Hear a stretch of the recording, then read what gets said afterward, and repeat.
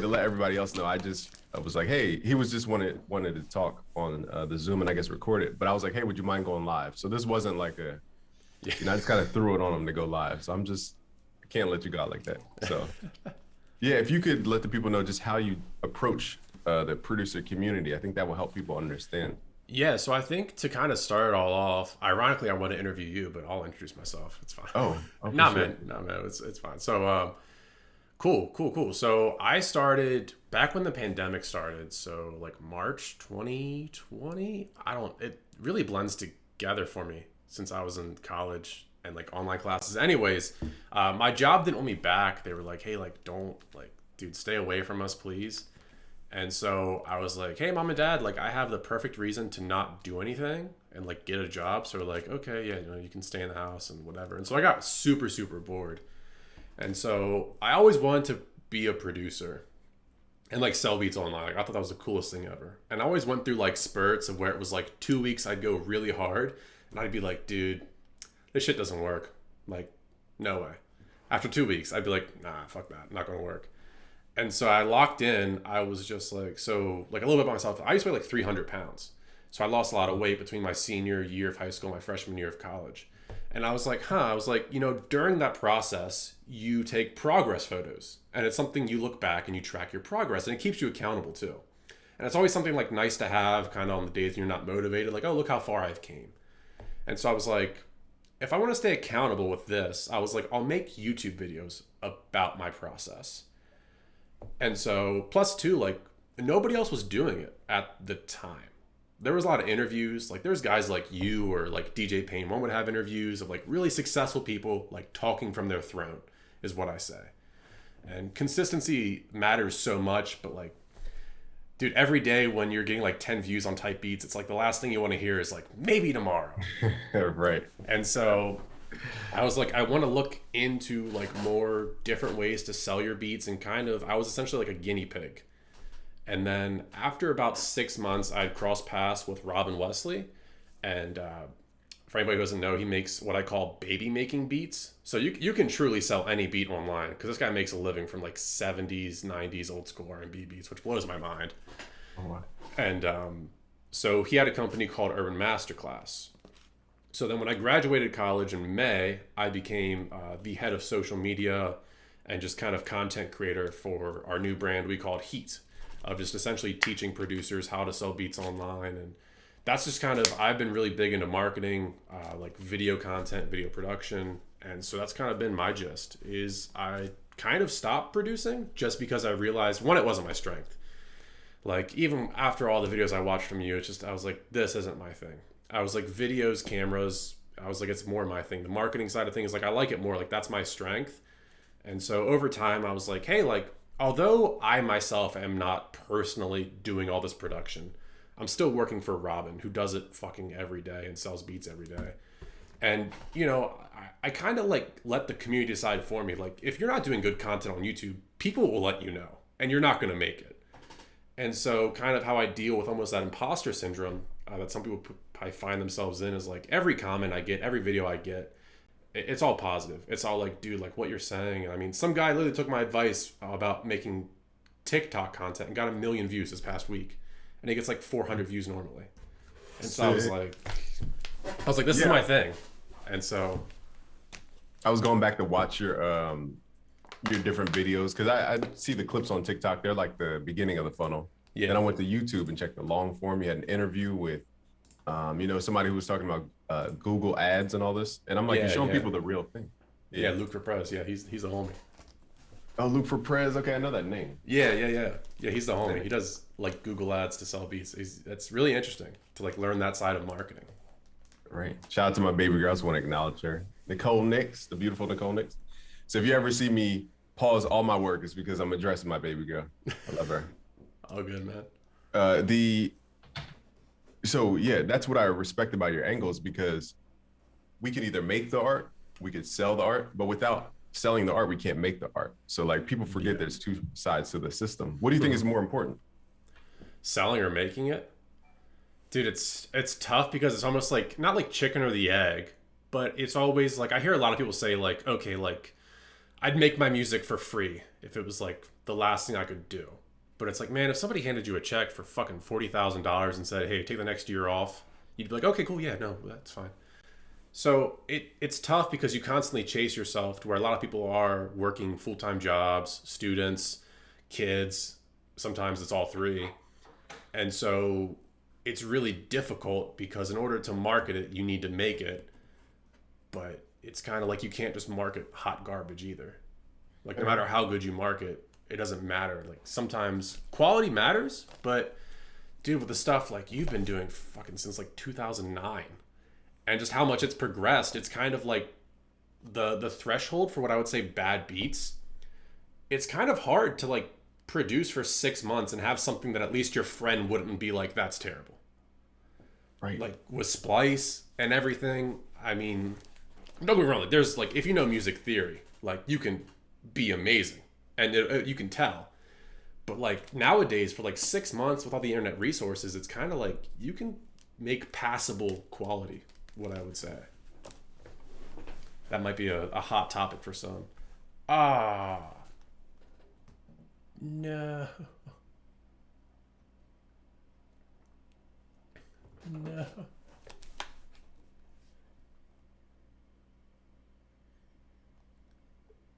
Is it still?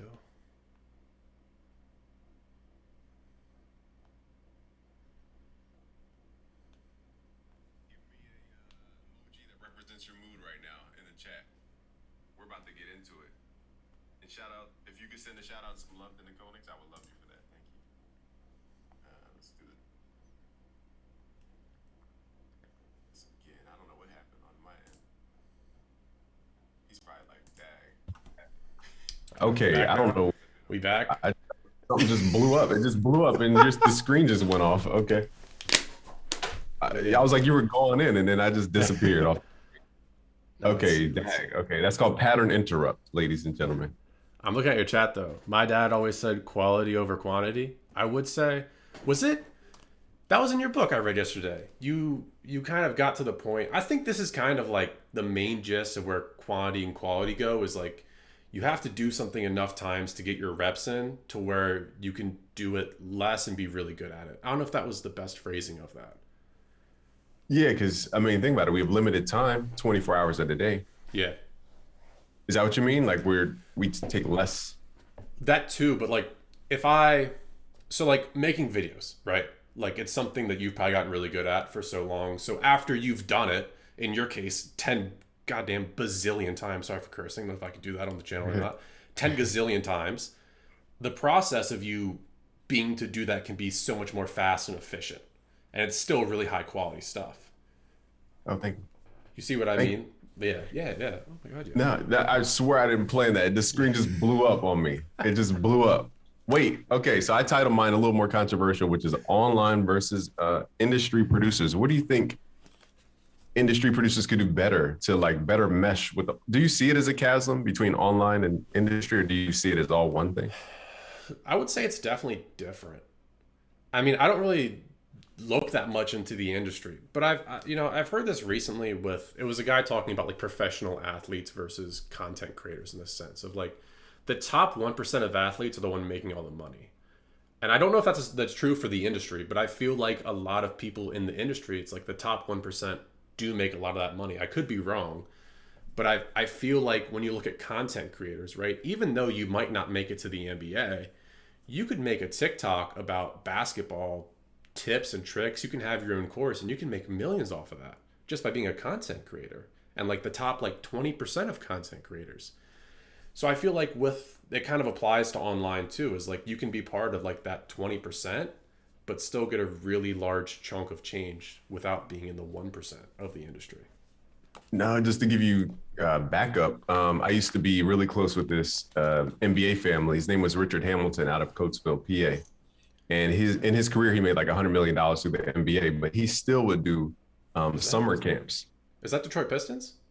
Yeah, Detroit Pistons. Yeah, it's like 03 Pistons, isn't it? Yeah, that was back when basketball was fun, but now it's all different now.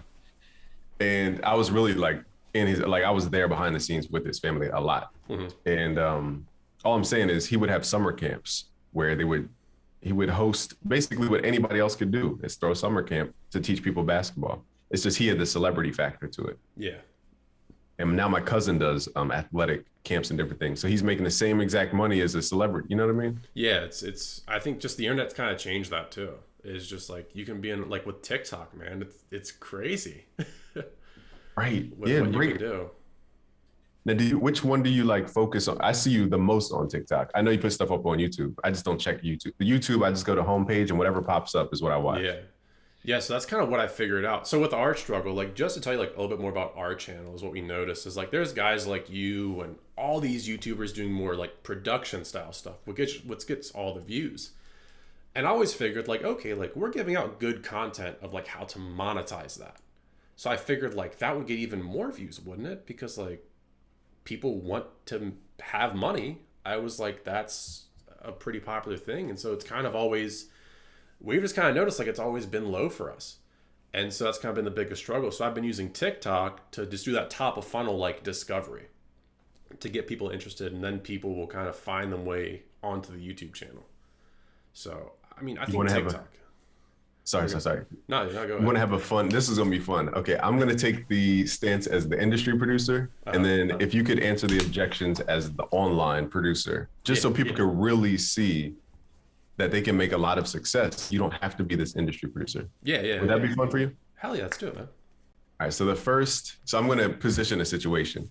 Okay. So I just got a placement and the placement pays me $2,000 up front as an advance or like as a production fee. Let's call it a production fee, not an advance. So it's $2,000 cash into my business account.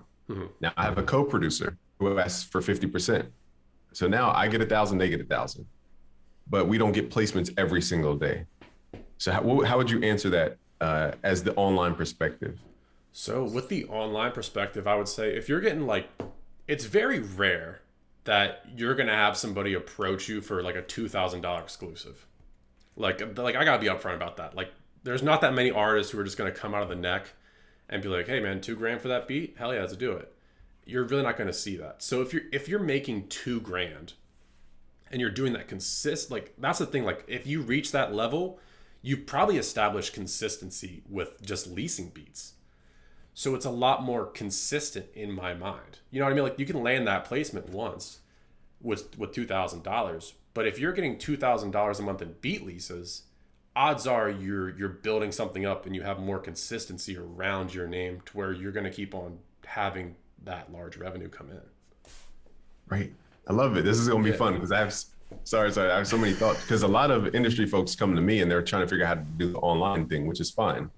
It's just, I hate when the online producers are getting bashed by the industry as if we're lesser than. It's like, we're the future of what you're trying to do and we're trying to help you, but they weren't helping us get into the industry, if that makes sense. So it just shows the tides are turning. But the next situation where we went off the advance, darn. Okay, here's what I was gonna say. Okay, so as an industry producer, I might not get paid the rest of it or the rest of the fee for 9 months, 12 months. Some people haven't even got paid for 2 years. Yeah. So how would you address that as being the online producer? I mean, you're getting paid up front. I mean, well, not up front, but people have to pay you to use that beat. Now, obviously, if you sell an exclusive to, like, it's kind of like you can easily cross over. Like, once you sell an exclusive or you're working out a deal with a major record label, then you kind of do the full circle of like, okay, well, now you're back in the industry part. But when you're just selling leases, non-exclusive leases, I mean, people have to pay you for that, to use that. Now, don't get me wrong. People can steal your beats. People steal your beats every day, probably. That's something that you kind of have to be at peace with by putting them online. But it's kind of like, once again, chicken and the egg. Or just, it's a paradox because it's like, well, I don't want my beats to get stolen, so I'm not going to post them. But then you want to sell them. But how do people find out that you have beats? So you're kind of constantly running into like the same roadblock. But to get back to your question, I would say that, if people want to lease your beat, they pay you right then and there.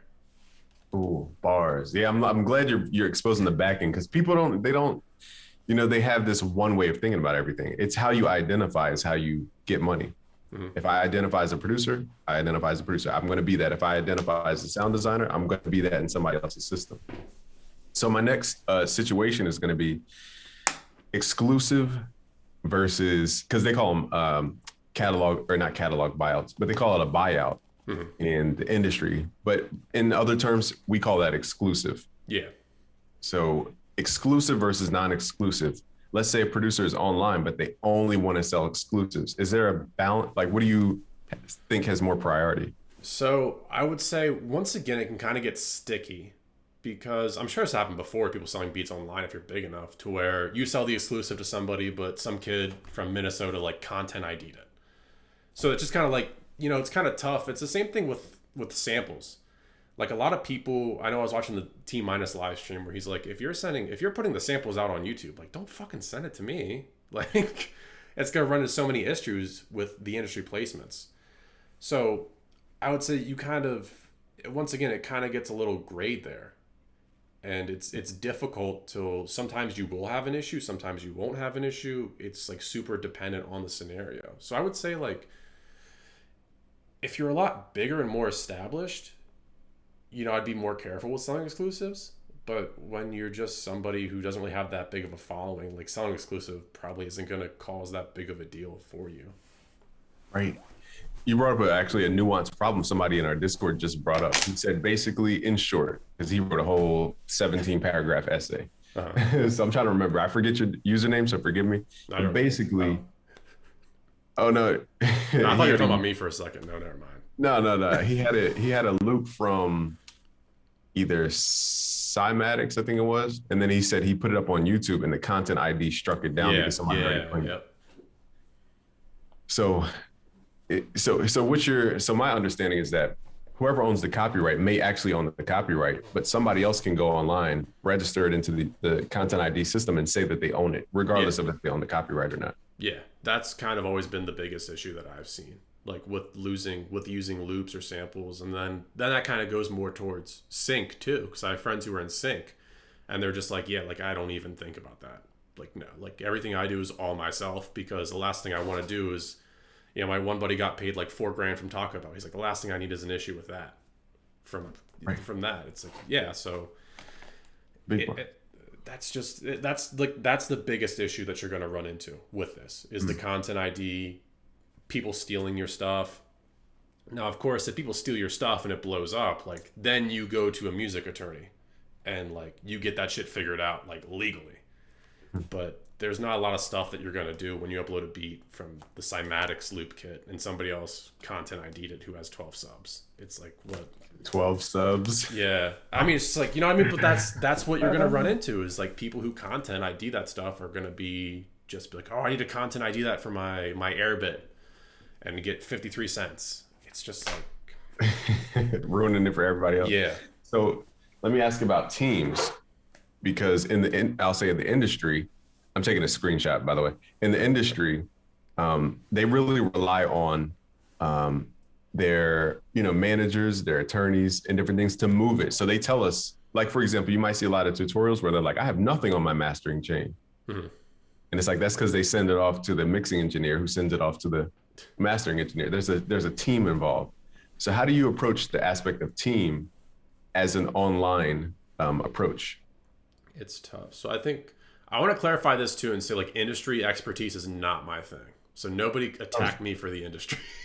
No, it's all good. I'm going to have more, friends come on and different things. Yeah. And so my thing is, it's not essentially a team, but more so I think what you're going to see with selling beats online is just like Discord communities. And then you have people that kind of band together and form those friendships. Like, I don't ever think that you're going to have a team like there is in how you described in the industry of that, but you're just going to have friends and, like, online friends who do the same stuff as you. Like, I think it'd be really cool if, like, marketers and people who do production could, like, if I could team up with somebody and be like a super team in, like, my spare time. Like, I think that'd be super fun. But it's just a lot of people don't have that just because, like, time and money. Right. So Donald Passman's book, All You Need to Know About the Music Business? I heard about it. I have not read it. Oh. Well, he talks about teams so much. You think to get into the industry, you need to have an accountant, you need to have a manager, you need to have a PR agent, all this people around you. What do you think is the online version for, because you said meeting up with your friends, maybe that friend is a thumbnail maker, for example. Yeah. I mean, so what's skills? Yeah, so I'll put you like at some point like okay, so me and Cracklack, right? We're good buddies. Shout out to So Cracker. yeah, shout out Cracklack. And so it's kind of getting to the point of where you can try to do everything yourself. Like you can try to be your accountant, you can try to be like your YouTube thumbnail guy, and it's just like if you have the time and money to allocate that to somebody else who like does that stuff, like for QuickBooks, it's like you don't want to spend hours learning how to use QuickBooks and manage your finances. You want to pay somebody to do that for you so you don't have to worry about that. Right. So I would say it kind of gets to like a point online of where really when you're just starting out and there's not a lot of money involved, you are your everything. You wear every hat. That's for every business, right? Like when you're starting out, you wear every hat. And then as you move up, you then dictate certain things to certain people just to get your time back and worry that nothing it gets messed up. Or even Right. like I make Nick's thumbnails, like just because I'm good with thumbnails, and like I enjoy doing it. And he's like, you make them way better than me, and we have fun doing it. And it's just like you just kind of identify what your weaknesses are as you move up and find people who have those strengths who can help you. Sick. Because that's such a people. The reason I brought that up is because I don't think people, both industry and online, I don't think they understand the amount of skills you have to Yeah, even be, what's the word, viable? Is that the right word? Or formidable, whatever the word is, yeah. in the market. Like, how many skills do you actually have to have, do you think, to be effective, to stand out? Because to me, you stand out from like everybody else. It's tough, man. So like the biggest thing is that I don't want to bring up Curtis and Bat because of everything, but the dude has changed his YouTube content because he's embraced every hat. The videos have been so fucking amazing. Like shout out to that guy. And that's like really when it comes to online, like you are your own video editor. You're the guy recording it. You're the guy scripting your content. Like we script out our content before. You're wearing every hat. You have to be the marketing guy. Then at the end of the day, you still have to be the music guy. Like because that's the thing you're pitching to everybody. So you have to know how TikTok works. You have to know how these algorithms work. You have to it's just like overload. But really, I think it's a good overload in a sense because it really makes you think like is this something I want to spend all my time doing? Especially in the beginning when you're not seeing any results.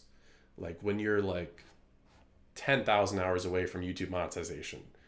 It like really makes you think like is this the shit that I really want to do? So That's, oh, let's tap into that. And it's funny, when you smile, you look like Tom Cruise a little bit. Do you get that? no, I get some guy from like Parks and Rec and some other guy. I don't know. It happens. Nah, you definitely in the Tom Cruise chat. Back me up. Tom Cruise's brother. People say I sound like Kenny Beats too, which I just think it's because we're white and people are just Shout out to Kenny basic. Beats. Shout out Kenny Beats. Kenny Beats. Let's break him down, because let's break, before we get into the scenario you just brought up, please keep that in your mind. Yeah, Because that was perfect. Okay, so I think certain industry people did it right. I think Timbaland at first was doing it one way, but then he shifted and then he did it right.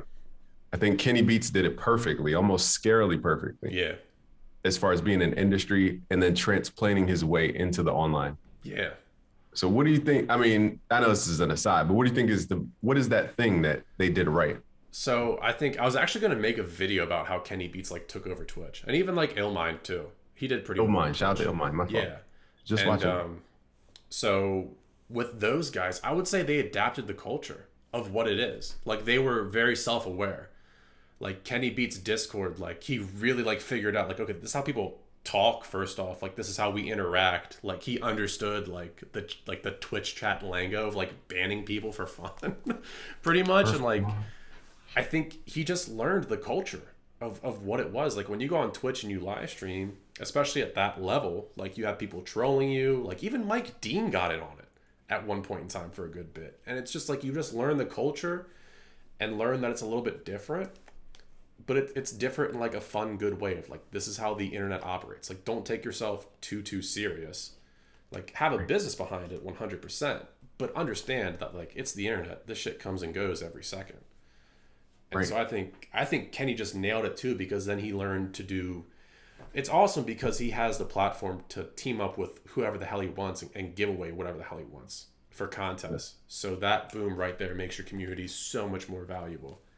But I mean, he just nailed it because he was just doing it daily. I mean, the celebrity status helps a lot too in Right. the beginning way, but he just adapted to the culture. I think Right, it's 'cause like the easiest way.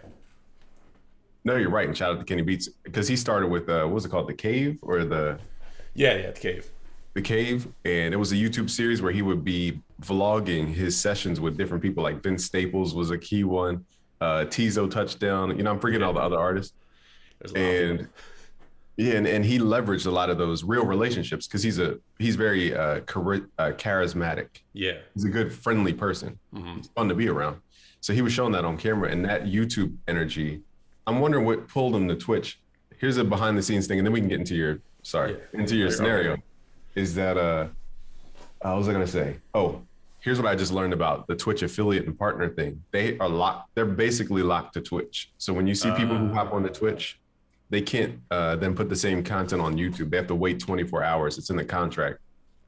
And I can't even imagine if you're a partner or if you get paid a monthly stipend, they probably really lock your content to Twitch. So people who chose Twitch are on Twitch. They can't really leave like that.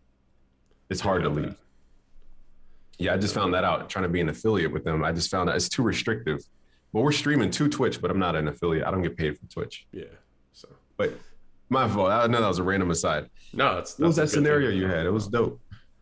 So, in terms of like just going through the struggle to see if you want to do it, Oh, right. is that the one you want to talk about?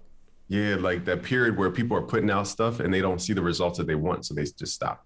Yeah, I mean, like that's where I've been for like the past 3-4 years before I locked into it. Is just like I gave it 2 weeks and I was like, this doesn't work for anybody. Like it's a myth of whatnot, and really it's just like the process of you have to eat shit.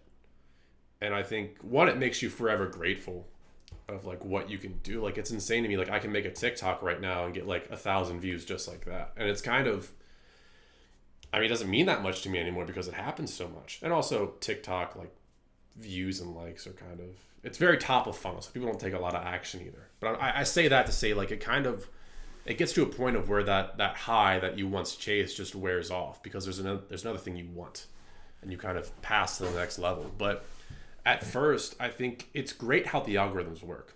A lot of people try to hack by them, and they're like, oh, I can buy views, I can buy subs. And to me, like the way that I carry my mindset for content is that if what I'm doing isn't working, it's not like an attack on like my character or like my intelligence. It's simply that what I'm doing and putting out there is not valuable enough for anybody to care. So either make it more entertaining or present more knowledge. That's all it is. That's all content is. You're either both of those things or you're one of those things. And so that's kind of my biggest thing. He boiled it down for you. He said, I'm gonna give y'all the raw skins off this lobster. The secret So sauce. yeah, basically. I mean, because people try to get into the nitty gritty, like, okay, what does my SEO need to be? What hashtag do I have to use? I I'm give just up like, on that. Fuck exactly. that. It's pointless. It really is. And I tell them, I'm like, it's the energy you put into the video. That's what makes something truly viral. That sounds stupid, but when No, your it energy doesn't. is really good, People you just will- tell that. yeah, People feed off that. Like people know. there's a secret thing, and I'm telling you guys, it's energy. Because what's SEO if my video is an hour old and I have a lot of views? There's no searching for it. No. I So think it's the energy behind it. two, people also, and don't get me wrong, your first video is going to be terrible. Your first few videos are going to be god awful. Like if you go back to our channel and watch my first few videos, it's just like me talking like this into the camera. Like I was terrible. And that's something you learn over time to kind of get more YouTube voice, but also to you get more comfortable like on the platform, like talking. Like I would never, like I sucked. I was terrible at school presentations in college. God awful. Because I didn't care what I was talking about. I was always really quiet too. Like the fact I have a YouTube channel surprises the hell out of some people I know. Because like you were always so shy and like didn't talk.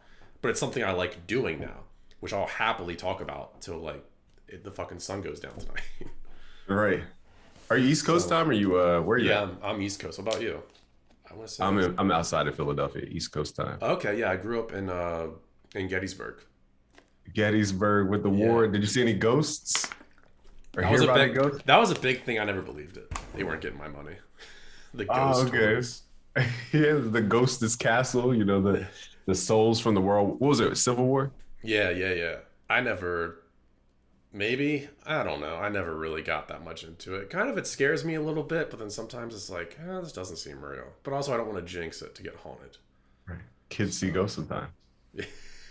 I'm just saying. So going back shout to out. our, the main gist of it all is that Yeah. basically when it comes to content, we have to realize that it's an evolution process. Oh yeah. Because you Oh were yeah. talking to, well, who is it? You just mentioned his name a second ago with the Google ads, Oh, right? Luke for Prez. Luke for Press. Sorry, Luke, my fault. My brain's just going blank. Is he's mentioned a 2 week period when he's even running ads. It's like a testing period. Yeah. So like the Google, so like a little bit about me too is I actually like run ads for like a holistic doctor. Like For who? I love marketing. A holistic Oh, doctor.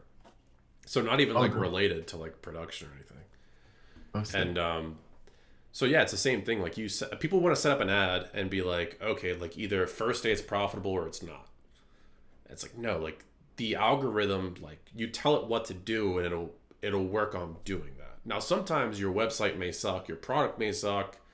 It's kind of hard because of that. But like the algorithm, like that takes time to learn stuff like that of where it's not really like your energy doesn't really matter that much when it's a text ad. I mean, obviously there's certain copy you could Very write, true. but it's way different in that in like an ads algorithm. But yeah, they have to test, they have to learn, and it's painful too because you have to watch your money just disappear. No, but is it money energy? True, I true. I mean, would say, reserved energy, I should say. yeah, I would Potential say, energy. yeah. With getting ads, I would say most people struggle with like the first 2 weeks, and I think Luke struggled for a while before he was profitable too. I think it was a few months before he started making profit. And it's just tough because you're spending 20, 30, 40, $50 a day and you're not seeing that come back. Only seeing half of that come back. And you just have to Right. you have to bank on yourself that you're going to make that back because your production is so good or your products are so good or whatnot. Right. You brought up a good point, which is profit. And I wanted to tap into that. And also, you just said it 2 seconds ago. My brain, I should have just cut the thought off. I'm an Aries, so like my brain can't hold on to that spontaneous thought sometimes. Wait, oh, ads versus content. Yeah. For the person who's just starting, should they focus on ads? Is that the magic key? Or should they just try to figure out a way to build that audience, what people call organically? I would say it's tough. It's tough because ads give you that fast result, that fast hit of like you reached a lot of people. But it doesn't matter. I can reach a lot of people with a Metro Booming meme. And like it's not going to matter for shit. But I reach a lot of people. So it's tough, but I think it's one of those things that like looking back, talking from where I am, I can successfully run an ad or at least start an ad with full confidence because I know how to make organic content that engages the hell out of people. So like now you're just promoting what I'm doing so good to a larger audience of people, which I'm confident they'll resonate with because I proved myself organically. So I think when you do it organically, you have a lot more proof that you know what works. And like you have the skills because you did it the hardest way possible. And now you're like, oh, now I'm paying to make impressions. But I know what I'm doing with my content. So that's what I would say No, with that. that's really though, because on TikTok, for example, I like finding content on TikTok and resharing it because that's my new favorite place to like discover people's. I didn't realize the producer community was this funny. Like they got really good memes on TikTok. And so what was I saying here? Is oh, when you scroll and you come across the ad and you can tell it's an ad right away, and then Yeah. some ads you don't even realize it's an ad until you look in the bottom left. Hmm. Is that what you mean? Like the So difference? I would say, I guess I kind of confused that with what I was trying to say. Is like with Oh, advertising, you can pay to make impressions. Like you can pay to get in front of people. You can pay to have your message there, or you can organically try to do it, which is so much harder because it's like the you have to understand how to hook people in, then keep them there. And so it doesn't matter. Like you can make the worst ad ever, but you might be like, shit, I got ad money on that, so it's gonna work. It's not because people are gonna see it and just be like, nope, next. dang. But when you organically know what works, it's just like, okay, I know how to hook people. Like our retention on YouTube, I think was insane. And YouTube still don't even push us out. But we were having 60 to 70% retention of where the line was just like that, like straight. Like I shit you not. Dang. And So it's like I confidently know how to make a video ad because I know I have so much proof that what I know with how I make these videos works. So Right. it's kind of it's one of those things of where you can pay to make impressions fast, but what social proof do you have that your product, your content is going to be enough for somebody? So Deep. that's my thing. No, because now we're getting into the concept of, because a lot of people, they look at my channel, and if my video doesn't have 30,000 views in the next day, they think my channel doesn't get Flopped. views at all. Yeah. Yeah, they think it flopped.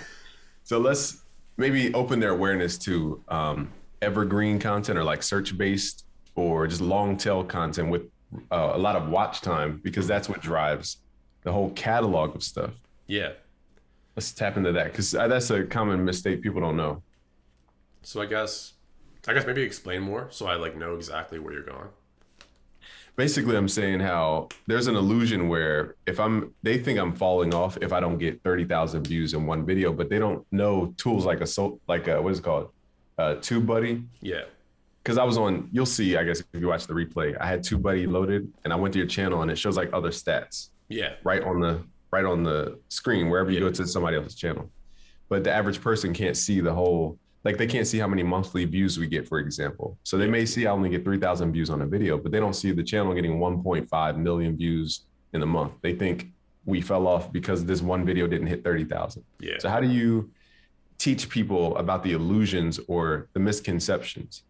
So what I'm trying to get producers on right now is to get more into that content space because type beats nowadays is it's so hard to get noticed with type beats just because it's not built for YouTube. YouTube has always been visual.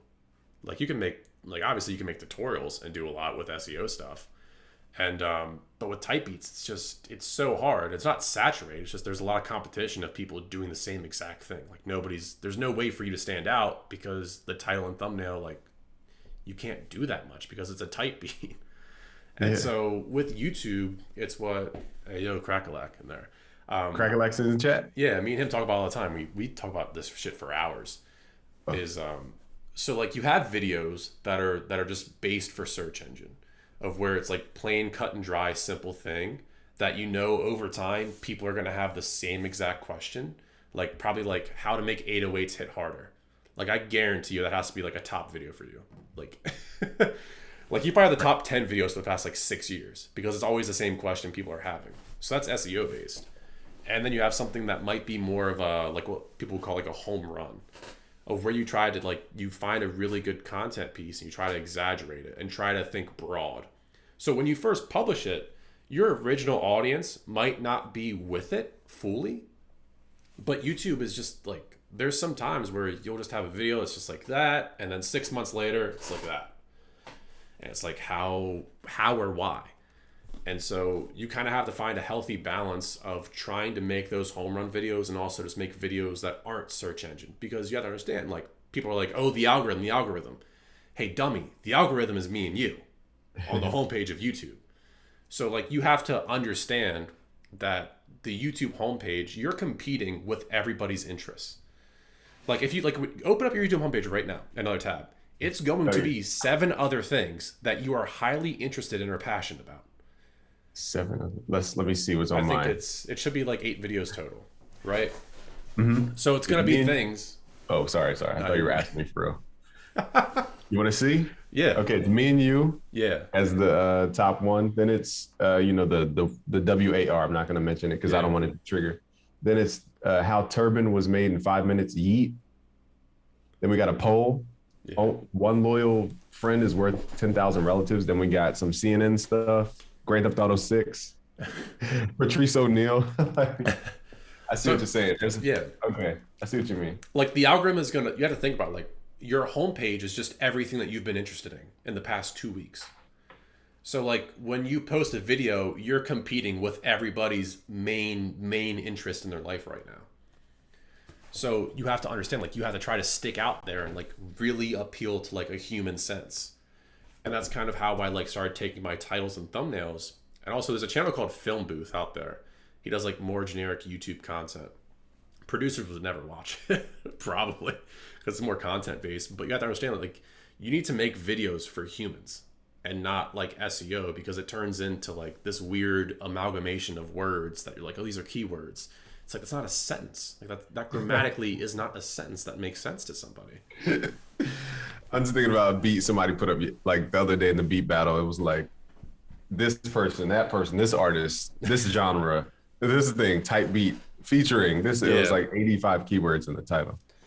He just reminded me that was funny. That's where it gets crazy. And so that's kind of where I like started to go with my content for the channel, is just like human interest of just like there's certain things that like psychologically you can do, which makes sense as well. And you can see it from like the top YouTubers, like something like fear. Fear is like the biggest one. Like, you don't want to make this mistake. It works every time because people don't want to make the mistake. Like, it's psychologically proven. People would much rather not lose something than gain. I don't know. That's always a tricky one. But people don't want to lose, essentially. And so think about health. Think about health, for example. Like, we're more likely to respond to something going wrong, like a cut or a bruise or we fell. Yeah. Than being like the holistic doctor, the preventative medicine. We don't care about the future, or it's just that you're right. We're more pain averse. No, like nobody's going to go schedule a blood test for fun. But like the second a doctor tells you like, hey, like you should look at it, like, oh shit, I should. Mm-hmm. Which, a whole different topic. But I mean, fear is like a big driving factor. And so you can play with that on YouTube.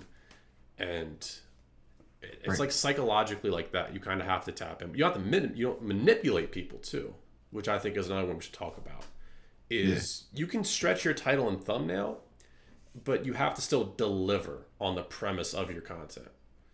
Because, I mean, sadly, just the way we are nowadays, you do have to make something a little exaggerated on YouTube to get views. Like, even just like bare minimum views.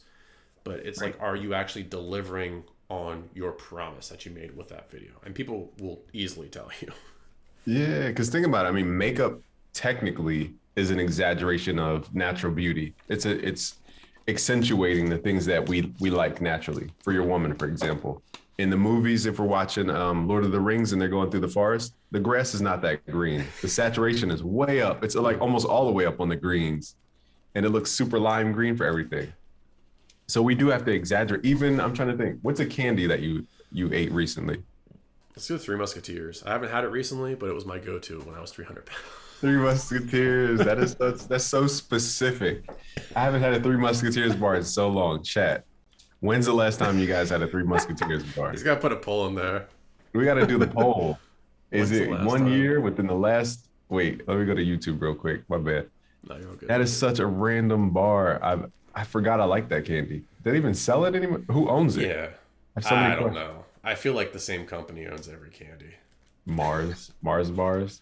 Yeah. But going back to this concept of, wait, I'm gonna really put a poll. When's the last time you ate a? People are gonna be so confused. How do you spell musketeers, right? I think it's one E before the T, then two E's out. Tears. Yeah, Tears has two E's. All right.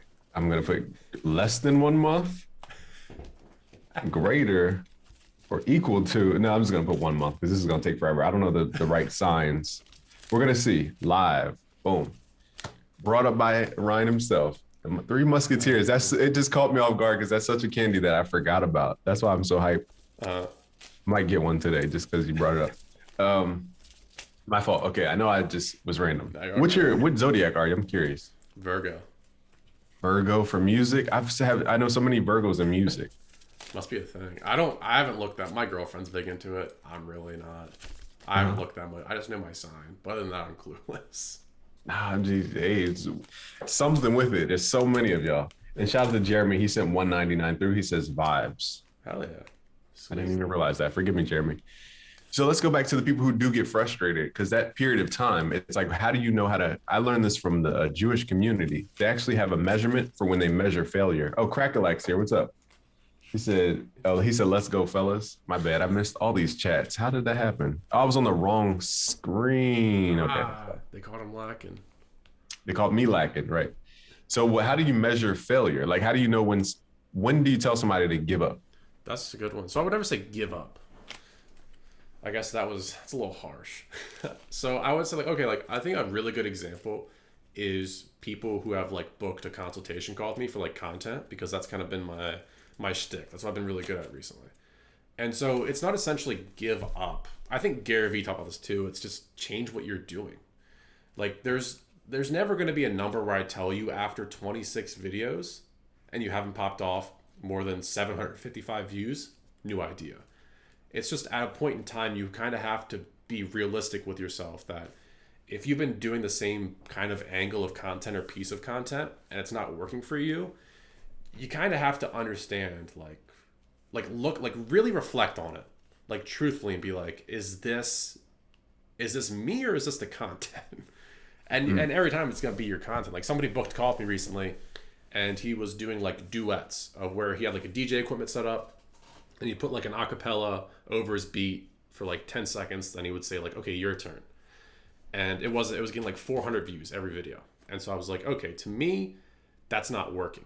Because with the amount of reach you can get on TikTok nowadays, like I said, the one guy went from 300, 600, 900, 1,000 views maybe, to now like 60,000, 250,000, 1 million in like 2 weeks. And all he did, shout out Simon Servita. Simon Servita did like a speed run of like how fast you can make Soulja Boy's Crank That. I was like, hey, like you know how to produce music, you play guitar, do a whole bunch of guitar song speed runs. And so that's how he got 1 million views on one of them. And so it's just like, one, take a look to what's actually working, but also like be honest with yourself and like compare yourself of like another framework I have too is if I were paying somebody monthly to do this for me and these were the results I was getting, would I keep paying them? Or would I be like, dude, do something different? Ooh. Like I know with a lot of type beat channels, just it's really hard to get discovered with type beats. It just is.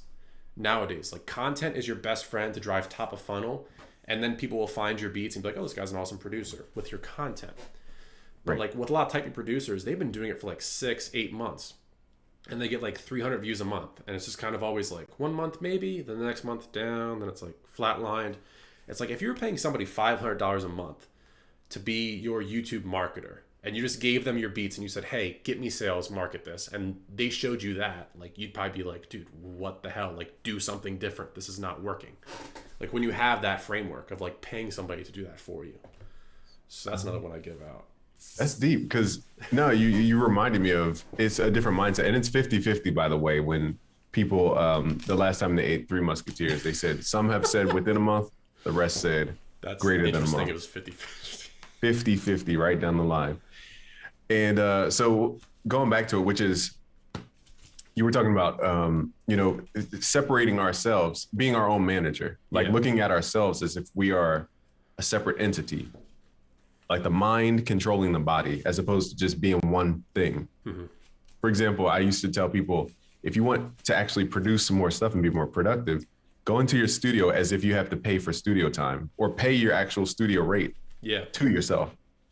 I guarantee you're not going to be wasting time in that studio. No, just that framework of money will change your mind completely. That's something I learned too, is just like, it can be good and it can be stressful as well. Cause sometimes you can have it overthink too, of where like you dictate every little action. Like, is this worth my time and money right now? When sometimes it's good to not have like that scarcity mindset of being desperate for money either, to where you're like, I think it's kind of almost like music, of where once you know the rules of content, you can break the rules of content, which sounds really weird. But like Tyler, the creator, can do whatever the hell he wants. And it's going to sound good because he fundamentally knows so much, so he can break the rules.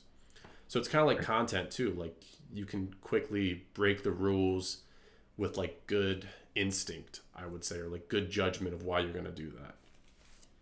Right. Because you just reminded me of Simon Servita's quality. And to teach that to a video editor, you can't just get any old video editor. They have to know the language of music, the humor, the inside jokes, and like human psychology of when it's creatively funny to just randomly show a pig or something like this and then come back. Like they have to know. So I see what you mean. Is that what you mean? As far as that gut instinct of like making content is something that over time with you doing it, you pick up what people like, what people found funny, what people didn't like. And it becomes like sixth sense to you. Like, I don't know if you can probably say this too, but there's some videos you have where you're just like, banger. I know that one's going to fucking be a number one. It's just, it's just a sixth sense you have as a content creator. that once you do it for so long, you know your audience so well. Like when people were buying views back in November, December, and it was really big, and like these type beat channels were getting like 100,000 views in like 2 days.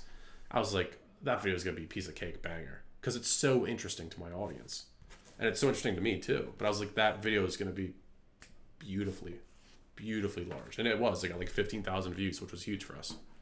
Wow. So So wait, I'm lost. So okay, I heard about buying views, but then you said about the knowing it's a hit. Are you separating oh the yeah, two? yeah. So the video topic was about other producers buying views. Oh, about. Yeah. Sorry, Oh. no, we didn't buy views. No. I was wondering because I know that's what I was talking about is the illusion versus like the actual work. And that's why I can vouch to say, even just hearing you speak for the last hour, I can tell you know what you're doing. And it's not this loose mentorship type of thing. Yeah. Like it's not that. I can tell because you can tell when you're in it. You know what's Yeah, there's just something about it. People have talked to me for like job interviews in the past about content when I was like going to like a separate route because like I have really good knowledge about content that I could use somewhere else. People were just like, yeah, no, it's just something I can like with networking with other people who are other creators. It's just like, yeah, no, like you have that thing where you just know like the person, like this the way you speak about it. So right. It's you kind of can't like, fake you know what it is? You're right. It's when you know, it's the same thing when you know somebody has money and when they don't. It's just something about the way people speak about money. You can tell when they don't have it. Mm-hmm. So I'm saying that in this context, like you can tell when you have the knowledge versus the people who are just kind of fluffing, saying all the keywords, trying to like muscle their way through. Be consistent. So, Just be consistent. That's all. what was the one thing you said that we should have focused on? Because I'm going to keep it under an hour so that this is like legit, easy to watch. What was that one thing you brought up? You said, was it profitability that we were going to speak on? I don't know if it was profit. I know you brought up with advertising. Or just let's speak on profitability, because this is, I guess, what people need to know is the realistic numbers behind all these numbers that people see. Like, for example, I was on Clubhouse and this guy, this big business guy, he was bragging, saying he made like 7 figures a month. Mm-hmm. And then one of my coaches was like, okay, what's your net? Yeah, and he was dancing around the question. He was dancing. And he was like, what are your numbers? And then at the end of the day, the guy made like maybe 1/30th of what he was projecting out. Yeah. And I'm not saying that to bash anybody. I just want people to understand that some businesses require a lot of overhead. Yeah. Oh like my God. Running a business. I can only imagine it's probably the same for us, the same for you. You know, you have email marketing expenses. Do you use Active Campaign, right? Right. It's like how many Dear God, dude, to you. I don't know what the fuck your prices are, but you're probably paying at least $1,000 a month for a fucking email. It's like 1,000, 15. And MailChimp is even worse. So if you guys are building a MailChimp, please, the bill's gonna add up so fast. Yeah, people don't realize it because it's the next level of like where like I've just learned that there's levels to it. Like as you progress up, you meet new people, you learn new things, you learn that like you're in a different level now of this stuff. Like by being in this conversation with you, like I am in a different ball game and a level of like intelligence and knowledge and information. And so what it comes down to is with profit is like you hear these big numbers and it's still super impressive to like scale up a product or an ad to where you make $1 million. Even if you spent $900,000 in ads, like that's still super, super impressive that you scaled it up. It's the issue is when you're flexing the 1 million is like your take home. It's like that changes drastically. Right. Yeah, let's speak on just that part because I just don't want people seeing these other ads and these other people kind of flaunting the bigger numbers as if that's the reality of what they can expect. Like, for example, this business is really good because it's a digital product. It has low cost to make.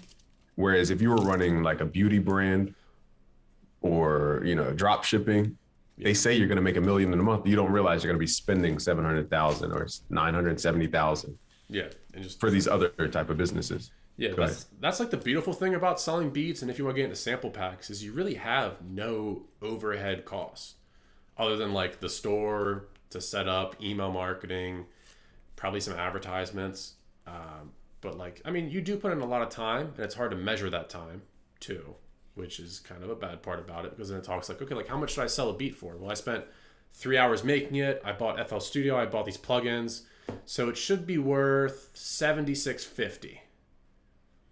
It's like, no, like it's hard to really do something like that. You know what I mean? But like if you're making a t-shirt, you're like, okay, well I had to buy the t-shirt, then I paid the graphic designer for the logo. And so that makes more sense. But yeah, just getting back to these big numbers. I mean, I wouldn't say it's all that big in the beat selling industry that people are flaunting these big numbers. I think people are smart. Uh, Most people are smart to really like understand what's going on there, and people do catch on to that pretty fast. So I don't think that's really like a big issue in the beat selling industry, or even like the course industry for selling beats online. There's like people out there who like our stuff has always been organic. And like I said, it's super impressive that people have gotten to a level of where they've done a lot of huge numbers with paid traffic, because it's still a skill to scale that up. Like your offer still has to be really good for that to work. Paid ads or not. But also it comes down to where I pride myself because I'm doing this all organically. Like we ran paid ads last year, but I mean most of it was still organically. And That's dope. I mean No, there's so much. yeah, and just your trust level goes up too. That's the biggest thing I saw with the response to people who do more so paid courses for like selling beats with the Facebook advertisements and whatnot. I know everybody knows who I'm talking to. I'm not talking shit on that at all. It's just everybody is so like cautious, and they're so just they don't trust them right away because there's been no organic, like they just come out of the woods with it, right? Because one day they turn the paid ads on, and it's kind of like hard to like backtrack like what's actually real there. And so that's why I've always prided myself with organic content, is because like you try to pull my card, it's like go back and watch last year's video, man. Right. And so it gives you a different respect to people, to where nobody ever really tries to pull your card, because it's just like all the information's there that people have been watching for years. Because I'll even tell people Facebook is like hounding me, like calling me nonstop. That's how you know they're really struggling with this ad thing, because they took that billion hit. That got messed up with iOS 14 bad. Their attribution is terrible now. Attribution? Yeah, so like for them to say like a sale came on this day, or to like track ads to like this link click, because of iOS 14 getting so restrictive, it's tough for like the algorithm to know like what's like coming from the actual Facebook ads. Wow. I mean, literally, that's the issue. It felt like turning down, like, I guess this is how girls feel when there's like a bunch of thirsty guys trying to hit them up. I'm like, Facebook, can you stop calling me? Like, they will not stop. I could show you the call log, and it goes to voicemail because I didn't save their number or whatever. Like, it silences non-recognized numbers. But that's how you know a company. They didn't care about me for the last I think I dealt with them like 2 or 3 years ago when I was heavy in ads. Then I had my little manager to my account, whatever it's called, partner, helper. And then they didn't help me. I didn't hear from them for like years. And now they're blowing my phone up. That's how you know Facebook is not the wave right now. What do you think as far as ads? I mean, so I like we're live on Facebook as I'm saying this. They're probably de-scripting everything I just said. Oh, I forgot we're live on Facebook. So the one thing I like about Google ads versus Facebook is because with Google, it can be so intent. So like you can target exact searches. So if somebody searches how to sell beats online, you can target that exact phrase and put your search ad right there. And so it's just like the person literally looked up how to sell beats online, and now our free masterclass would come up, like about selling beats online. There's no better perfect match you can have. And also you can do like, it's called intent audiences. There's infinity audience and market audiences. It's crazy because Google runs the internet, like how much they know about somebody, and they can dictate like when somebody's like, since I'm moving to Michigan here next week. So I've been doing a lot of Google searches around moving. So I've been seeing nothing but moving ads, because Google's like identified me as like, hey, based on his search patterns and what he's interacting with, he's definitely moving more than likely. Wow. And with Facebook, it's tough, especially when you have more of like a niche product, to where you can like, if you're selling like hip hop beats, like you can target like different producers, different rappers, but it's like, who doesn't like Drake? Like if you make Drake type beats, you'd be like, okay, I'll target Drake, but it's like, who doesn't like Drake on Facebook? So that's why I like Google, is because it's so much more intent based, but also I like Facebook and Instagram for retargeting, because everybody's on Facebook and Instagram. So it's different when somebody's just scrolling. They might see your ad. It might be somebody looking for that. Probably not. But if somebody Googles how to sell beats online, they're looking actively for how to sell beats online. And they check out our stuff. Maybe they don't watch it. Well, then they can hit. We don't have it set up either right now because we're just doing all organic stuff. But you can have it set up to where now when they go on Facebook, they're going to see Robin's face again, or they're going to see our brand again. And they're going to be like, oh, wait, I just saw that. So that's why I like Facebook and Instagram for retargeting, because that's where everybody goes like every day. Right. That is so true. Because when I'm listening to YouTube and I just need something to look at, I'll just open up Instagram, go to my little explore page, like the little Pokemon things, and then go back to the YouTube. So that's true. I never thought about it that way. So with the retargeting, for example, do you think that it's most important nowadays to actually have the email list built up? Because now you can just load it up into the audiences and then retarget that way, as opposed to a pixel, relying on that pixel stuff. Yeah, so I think with iOS 14, definitely having your email list is just like a sure way, because I think they match it however the hell they match it. You can do the same thing with Google Ads too. But with Google, you have to have a list of 1,000 people for it to even take it. So a lot of people probably aren't there. Most people, I would say, at least with customers. So even if you're doing like a free sign up for whatever with Lead Magnet, you could hit 1,000, depending on how much traffic you get. So with Google, it's 1,000 people you need. But yeah, with how iOS 14 is, like it's tough for them to really track it like they used to because of all the Apple restrictions. So email marketing list is definitely great to have. Plus, you can do in Facebook, you can do lookalike audiences, where they'll be like, who else is similar to this audience, which is super cool. Right. It's like a money getter for you. That's why there's so much to learn. This is the stuff that people don't know. Like mixing your snare is not going to make you money like that. Y'all got to learn these skills. That's why I'm trying to introduce them to the conversation. You just reminded me too about, was it Google? Darn, go back one step. You're talking about how Google is, you could target. Yeah, so Google is like intent based, or like they even have like affinity, or like they call it in market. So like when somebody's actively like me, like I'm looking up moving stuff, like I'm in the market of moving. So now I have all these different ads of people targeting people who are in market of moving. So it's just like, it works perfectly. Like if you think about it, it's kind of like, how can you not be successful with ads? That's obviously a very loaded statement. But if you really think about it, like if somebody's actively searching for the product that you created or the solution that you created and it's not working, especially also too, you have to give it time. It's like, if it doesn't work the first week or the first month, that's not just completely your fault. There's definitely things you could probably change and optimize. But a lot of times, a lot of campaigns, they kind of do fail. Like Luke went a few months without being profitable. And then he finally found his thing. So it's kind of a balance, but you have to think like with Google, it's like if people are actively searching with their problem and you're giving them your solution and it's not working, it might not be a bad time to hit the drawing board to see like where people are falling off in this process and not becoming a customer of you. I thought you were about to say hit the gym, because that's where I need to go. I didn't even get to go to the gym. Dang, I told you I was going to go to the gym before this. Slacking, man. Slack-a-lacking. Crack-a-lacking and slack-a-lacking. Yo, he don't miss a day. He don't miss a day at the gym. Who, for real, Crack-a-lack? Yeah, he don't miss a day. Dang, I need to learn from him and Wayne Wave. They stay in the gym. Oh, yeah, Wayne Wave. I think I don't know if that's his name. But yeah, I know him. Yeah, Wayne. Yeah, he's awesome. I was going to say, every time I go back to running ads, and this is my last question for you, because I know people go through this struggle. Mm-hmm. It feels like Facebook's new. I got to learn it all over again. Or when Google is up, when something changes, I got to learn it all over again. And that's discouraging as a person who can run ads, but I just choose not to sometimes because it's like I got to relearn this whole mess. So what do you tell people that have that frustration? So I would say it like this. This has kind of been like my silver lining of what I've learned, is that even though I started in music production and everything I do is still around music production, I'm just now teaching people the digital skills that I've learned kind of when I separated myself from music production. It's like I learned how to do website stuff. I learned how to build websites.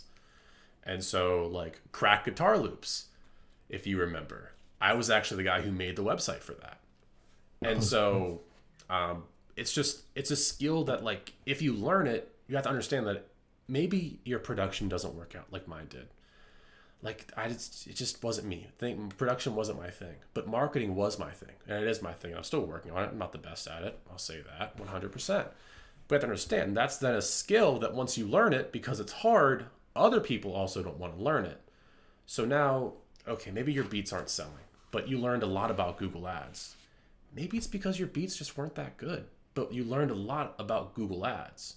So now you can pitch that into something else for a holistic doctor. And Right. so, or a website for one of your friends. And so it kind of like you learning those hard skills, people like, especially the harder the skill, people don't want to learn it. So that's something where you can take advantage of learning that skill. And so maybe it doesn't work out for your production career, but it can also help other people too if you position it like that. Like what I'm doing right now, it's just like I said, I'll be upfront and honest. Like I've made a beat in like 3 months. Oh, yeah? Just because, Every quarter? yeah, yeah, my Q1 beats by next week or Q1 something. beats. Yeah. So I was like, okay, Beat back. production isn't my thing. But what I found with this YouTube channel is one, if I was giving bad advice on YouTube, I wouldn't be here. Like people would be commenting terrible things, but people comment amazing things. And people like choose to lift me up with good words. So like I let the community speak for me, right? Like YouTube's not going to let bullshit fly. They never do. So what I've learned is like, okay, I'll just take my skill then. And it's how it's worked for like the past year when I became the head of content for Heat. Is just people have full-time jobs, they have kids, they have school. So if I can give that information to producers who might not have the most interest in it, if I can make it fun and entertaining and still give them a lot of value within 10 minutes of a video, they don't need to spend 6 hours worrying about that, at least the initial part. Like they have a better understanding of where to go. Like I give the analogy that they can start running off in the right direction instead of like spinning around dazed confused. Like you watch one of my videos, you can take off running in the right direction. So I just kind of learned like, okay, production isn't my strength. Marketing is what I like and what people validate me with. And based off people not leaving terrible comments. And like I said, that guy getting 1 million views on TikTok, like even though I haven't gotten 1 million views on TikTok, he had that production quality and knowledge to do something really cool. I just told him how to make it into entertaining content from Simon Servita's idea because I was knowledgeable to do that. And so it's just like, okay, like I'm just going to play where my strengths are. And so that's why I do all the stuff on YouTube. No, I love that because I respect that because the top is a John Maxwell book called Level 5 Leader or something like that. 5 levels of a leader. Yeah, I've heard of it. The highest level of the leader is somebody who can communicate so well that they can teach and duplicate themselves to the next person. So people have that same objection with me. They're like, where are your placements? I'm like, well, one, I work with billion-dollar companies. I'm currently working with the $6 billion protocol right now. And that's so I don't chase the artist. And not to belabor the point, but I say, what's a Drake placement to Drake himself? Yeah, you said that in the book. Oh, yeah. I read the book. Hey. Thank you for even investing time to read that.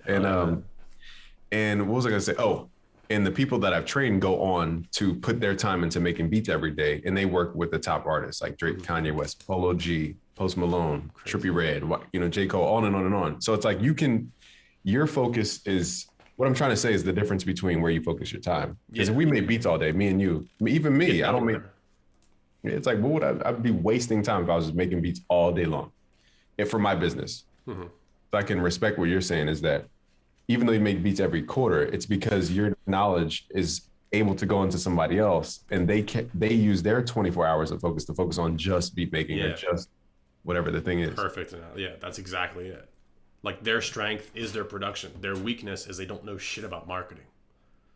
So it's just like the perfect mesh. I don't want to scissor my hands together, but that's exactly like what it is like that coming together.